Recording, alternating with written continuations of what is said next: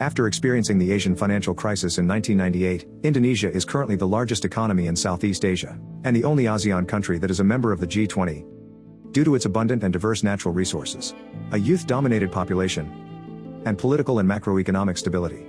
Today, Indonesia is the world's fourth most populous nation and seventh largest economy in terms of purchasing power parity, and 15th largest in terms of GDP nominal. Furthermore, Indonesia has made enormous gains in poverty reduction, cutting the poverty rate by more than half since 1999, to recent years, with stable economic growth for around 5%.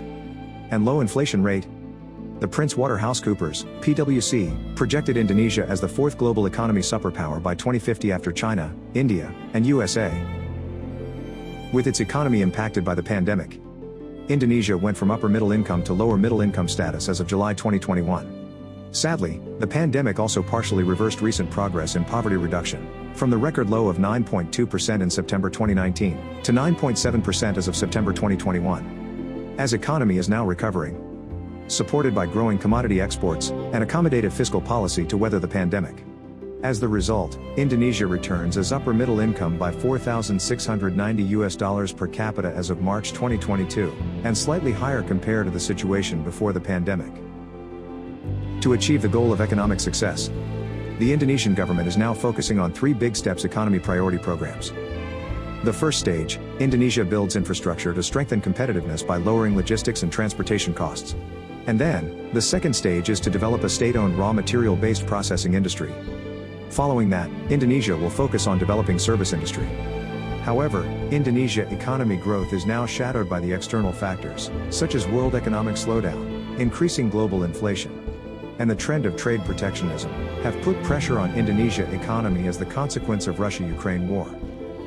The tightening of monetary policy in the US and the Euro area to control rising inflation due to the Russia-Ukraine war, as well as the general tightening of financial conditions, have put considerable pressure on the financial stability of emerging market countries, including Indonesia.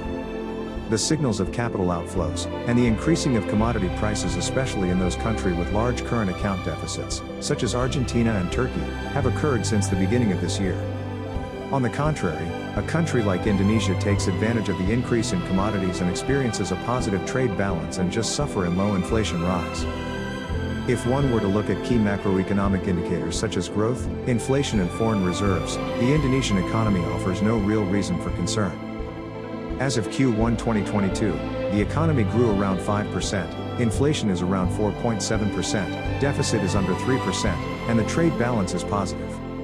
Compared to the 1998 Asian financial crisis, the 2008 global financial crisis, the 2013 taper tantrum, and the recent emerging market crisis, the Indonesian economy exhibits relatively stable growth.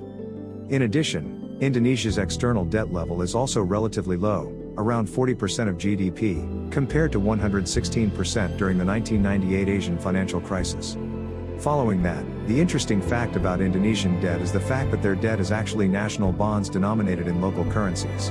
The question then is how strong Indonesia's economic fundamentals actually are? And can the Indonesian economy continue to grow and become the next economic giant in the midst of worsening global economic conditions?